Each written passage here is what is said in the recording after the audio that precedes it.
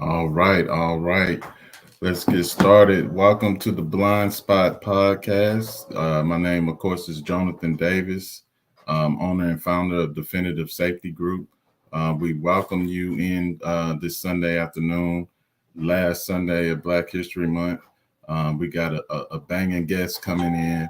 He's going to explain his business and his food business and how they overcame some obstacles to get where they're going or to get where they are today. I just want to start off with a few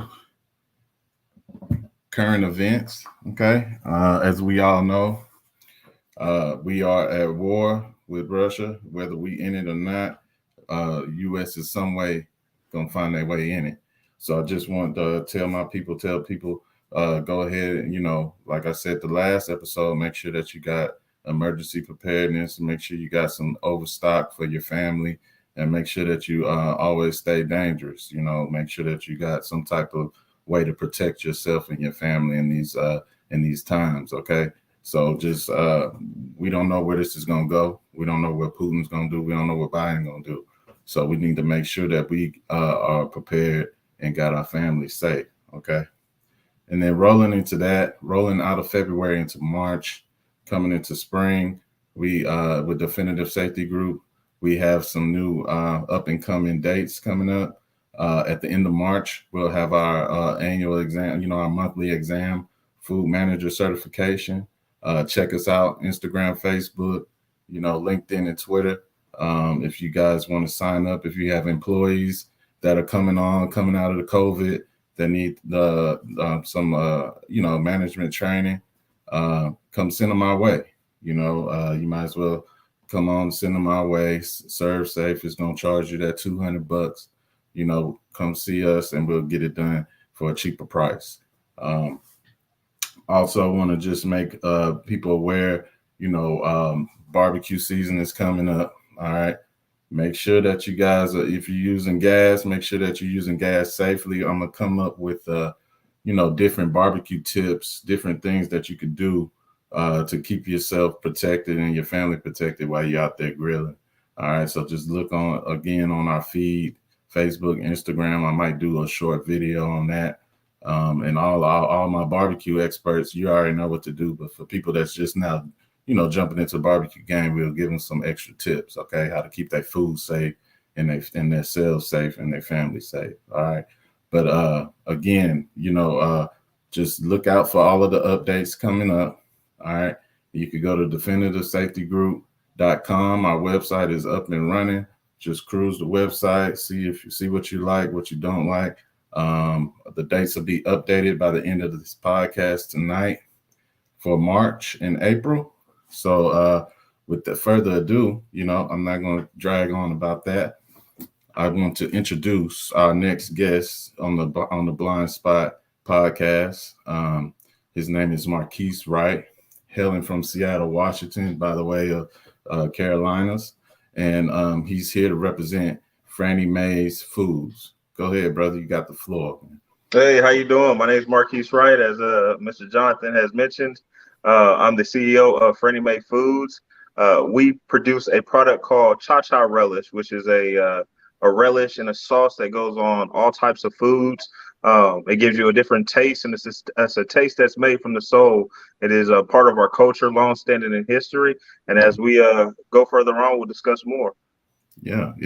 And just running into that history, and it is Black History Month.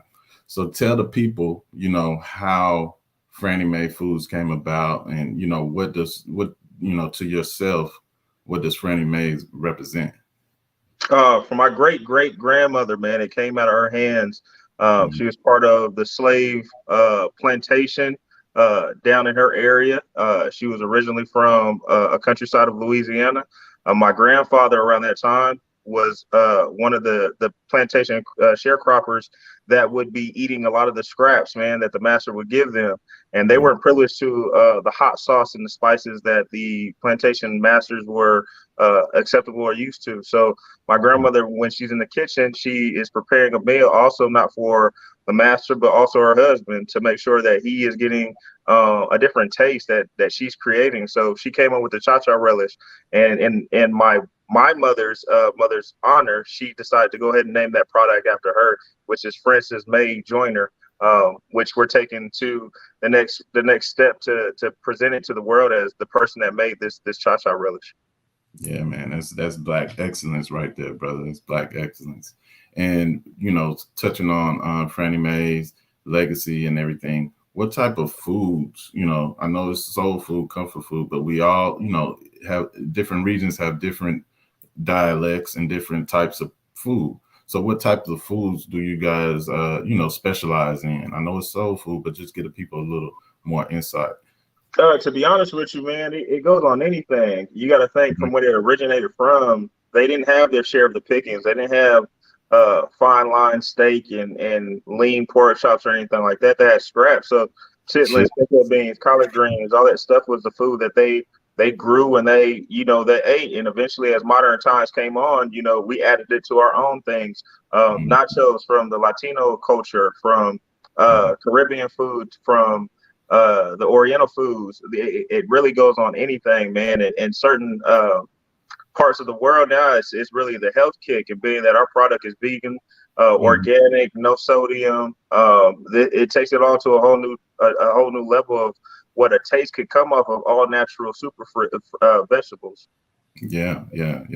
And speaking of the ingredients and it being vegan, the vegan wave is big right now, which it should be. And also the preservatives. You said is it preservative free? No preservatives? Preservative free, no sodium. Yeah, no sodium or anything. So with that being said, what type of challenges has Frannie Mae seen, just maybe on the compliance side, regulation side, on the permitting side, trying to get your relish on the shelves? Not really too much as far as like the compliance. We've done everything by the book, man, from copyrights to trademarks down to getting it licensed, distributed to where we can wholesale in 50 states. It's a lot of work. It's trying work, but once that first year comes around, I believe in a business standpoint, you're not going to have everything set up that you wanted to have. You want to be able to take your time, get through all the obstacles and hurdles that you do have, and try to establish yourself in that second year to where you can push. And so right now with Frannie Mae's, that's the strategy we decided to take. We decided to take that first year of our business, try to get all our licenses, everything lined up. So when we are ready to go ahead and push, and that's our key word for this year for Frannie Mae's is pushing. We want to push out to every market that we can, whether it be Walmart, Amazon, private owned grocery stores, even tapping into restaurants, where our future plans and future goals is hopefully to be at Southern restaurants down here in the Southeast region where I'm located at. I'm currently in South Carolina. By branching into and bridging into North Carolina also, it helps us in a way to where we can connect on the soul food market, being that that's predominantly where a lot of the soul food comes from. I see it. And you say, just starting a business. This is your first year and you're just getting everything set up. Where do you see Frannie Mae's going in like maybe the next 3 to 5 years? I know you're trying to get the relish out there, market the relish, but what do you see? Do you want a franchise, have a chain? Where do you see yourselves going? Once you get over your short-term goals, do you have any long-term goals? For us, I'm definitely looking at us expanding, but to keep it owned and independently operated by us. I think it's doable. I think it's a new way of us doing modern business is becoming your own boss. That becomes a narrative in today's market, and I think that's what for our culture, especially, we need to start pushing more. If we have an idea, don't be afraid to go ahead and take it to the next step. It's going to be hard work. It's going to be groundwork to be established, but it's a great chance that you'll be successful. You just gotta weather the storm the first 5 years. No business is going to make profit within that first year that you want to get to the millions or the thousands or whatever you're trying to set that goal to. But just understand that obstacle, as you continue to build your business, the profit will turn as those years come on. And eventually you'll start to see that your overhead is lessened, that you're starting to see the relationship and networking skills that you're building. So it benefits you in the end. For us, we're trying to be a household name. That's where we want to sit in. We want to be able to sit at somebody's table and say, hey, do you got some cha-cha relish I can throw on this? At barbecues, we want to be at a barbecue event and say, hey, you got some cha-cha relish sitting at your table. We want to be at a Mexican fiesta and say, hey, can I throw this on my nachos? We want to be everywhere. And to be accessible, we got to make sure our product is known as something that goes on everything. And that's what we push for. Mm-hmm. Exactly. That's the goal. So as far as becoming a household name, what are some of your targets? I know you're in the Carolinas, so just let people know, maybe your people out in the Carolina or in that southeastern region, what are some of your restaurant chains that you're targeting the Cha-Cha Relish to be in? That first, or if you can get that information. One name that is primarily that we're in talks with, and I think it's public knowledge at this point, is Bubba's Barbecue, which is in the North Carolina region, down here in Mecklenburg County. I think that's going to be our next push because it is a popular soul food restaurant. Also, we have some business talks with major food chains. We just have to, we got to keep it under wraps based off, the confidentiality agreements. But we are definitely going to try to push our product towards them. Maybe it might be a seasonal thing. Maybe it might be a trial run just to see where it can go into their markets and where it fits in their markets. But hopefully, we're definitely branching out to where we're going to be in some big business talks, and that's where we want to be at in the next coming years. Okay, that's great. That's great. And then, our last question here, and just to, wrap things up here. So if someone comes to you and they want advice on doing similar business or just any type of business advice, what would you give them? Definitely take your time. Research a lot of this information. I'm coming from a whole different type of degree. I have 3 degrees, but none of my degrees are in business. I had to take the accounting classes because it's part of whatever class that was next to it. But I'm a history buff, man, by nature. But as far as the financial standpoint, man, it's just all numbers. We learned this at an early age in school, foundational skills of adding 2 plus 2 and multiplication of 1 times 1. When it equals the knowledge that we want to present and when we want to push out as far as a product, man, it should be an easy process for us to understand. We just got to take time to research where we're trying to go with it and have a goal set. 9 times out of 10 with most businesses, they don't have a goal set or they don't have a niche or where they're trying to fit into. And for those that don't know, a niche is a small space to where a business is trying to fit into that market area. And when you're trying to fit into the food business, man, you definitely want to find a niche to where that food or that product item that you're pushing towards the world is that space, and it benefits you in the end. So definitely do your research. Definitely do the market research. What items? What's your competitors? You definitely want to know who's out there in that same space, because you don't know who you're competing with if you're throwing a product out there and you think you're the only one, and 5 other people have been doing it for 10 years and you never knew. So you definitely want to do your research, man. Always look back at everything that's put out there to you guys so you can be able to come up with a solid blueprint and recognize where your set goals and your deadlines will be. Okay. That's some solid advice. And then, again, this relish, the talk of the relish, I want some of the relish. I want to try it myself. Yes, sir. So let people know, like, where can they get it? Can they order it now, or do we have to wait to order it? Yeah, go ahead. Definitely. Well, we're pushing our product right now. We did a startup, which is a Kickstart for you new business incomers. Definitely look at Facebook to get you established. We came on the tail end of Facebook when they were advertising a percentage to where, we're getting all the kickback on everything we sell for the first 2 years. So it was a great deal, great benefit for us. That lowers our overhead, and that's what you want to do. You want to be able to be cost effective, make sure the profit is coming into you as that item is being sold. So what we decided to do is start pushing our Facebook. We just got our own web page established recently this past weekend. So that's going to be going live and published to everybody, where you can order from both platforms, Facebook or our actual website.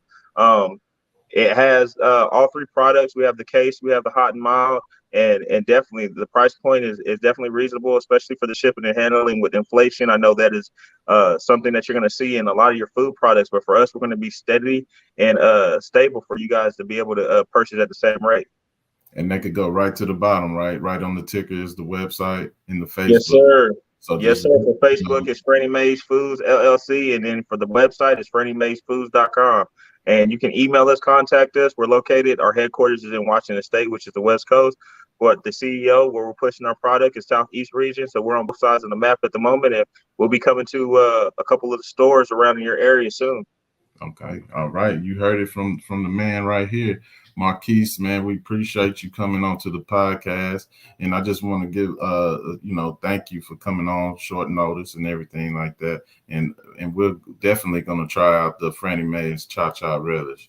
So people Appreciate it. stay tuned, keep in tune with this brother here. He's got something going on. And if you or you know someone else that's trying to get in the food game or that's already in the food game that wants to come onto the blind spot and explain and let people know how they got into the industry, give people those pointers and those tips of how to get their product and their name and brand out there, man, go ahead and let us know.